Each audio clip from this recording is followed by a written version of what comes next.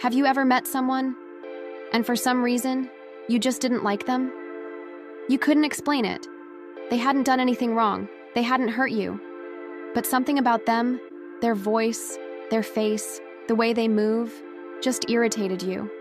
And you wonder quietly to yourself, why do I feel this way? Why do I hate them for no reason? It's uncomfortable to admit, isn't it?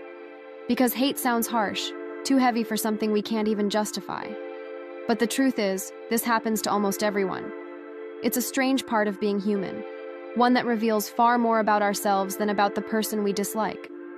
Before we even understand why, our brain has already made a decision. Within a tenth of a second, our subconscious mind forms an opinion about someone based on their face, body language, tone, and energy.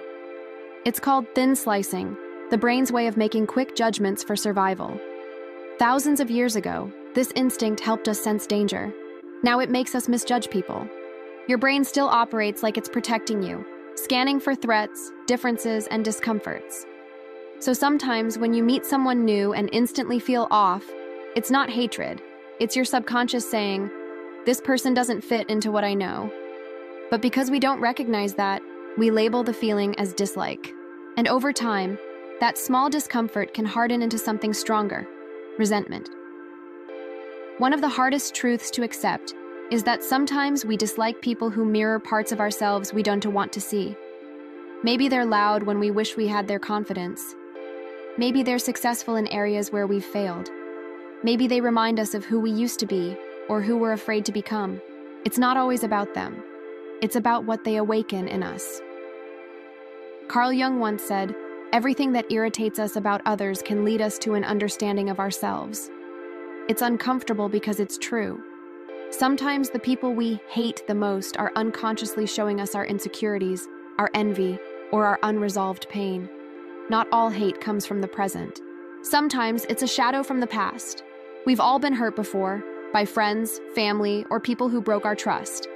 And our mind, trying to protect us, starts to associate certain looks, voices, or personalities with that pain.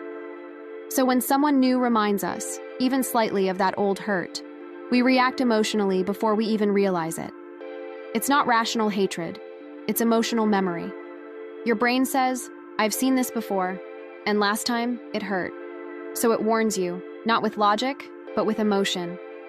And the person standing in front of you becomes a symbol of something deeper, a memory, a fear, a wound that never truly healed. We live in a world that constantly pushes comparison, who's more successful, more attractive, more confident, more liked. And whether we realize it or not, comparison quietly breeds resentment. We might see someone and feel inferior. Their achievements remind us of our missed chances. Their confidence reminds us of our insecurities. Their happiness reminds us of what we still haven't found. And instead of saying, I admire them, our mind twists that discomfort into dislike. Because it is easier to say, I hate them than I wish I were more like them. Sometimes we don't actually hate people. We project our inner frustrations onto them. When we're stressed, unhappy, or unfulfilled, we look for somewhere to place the blame. And often that becomes another person, someone nearby, someone visible. We dislike in others what we can't face in ourselves. We judge their behavior harshly because it distracts us from our own flaws.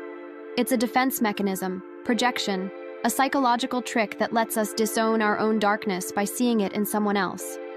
It feels easier to hate them than to confront what's unresolved within us. Humans evolved in tribes, small groups where safety depended on belonging. Anyone different in appearance, behavior, or belief was seen as a potential threat. And even though we live in a modern world, our brains still carry that ancient wiring. We unconsciously sort people into like me and not like me. It's called in-group bias, the tendency to favor people who are similar and distrust those who are not. Different can mean danger, and danger triggers dislike. So sometimes what feels like hate for no reason is actually ancient biology, reacting to difference. It's not moral, it's instinct. But recognizing it is the first step to rising above it. Not every feeling of dislike is hatred. Sometimes we simply feel uncomfortable.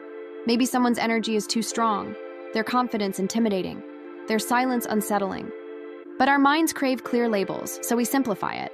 I hate them. What's really happening is this: our emotions are sending a signal. This person makes me feel something I don't understand. That confusion becomes resistance. And resistance can look a lot like hate. Hate is simple. Understanding takes effort. It's easier to hate than to explore why someone behaves the way they do. Easier to judge than to empathize. Easier to reject than to sit with discomfort. Hate gives us distance. Understanding brings us close, and closeness requires vulnerability. When we try to see someone's story, their struggles, their pain, hate loses its power. It's hard to hate someone once you truly understand them, but empathy demands energy, and sometimes we just don't have it. Here's the paradox. The less we understand ourselves, the more likely we are to hate others. When we lack self-awareness, we become easily triggered by behaviors, opinions, or personalities that challenge our sense of identity. We react, not from understanding, but from confusion. Every unresolved insecurity becomes a spark waiting for someone else to light it. And when they do, we call it hate, when really it's self-defense.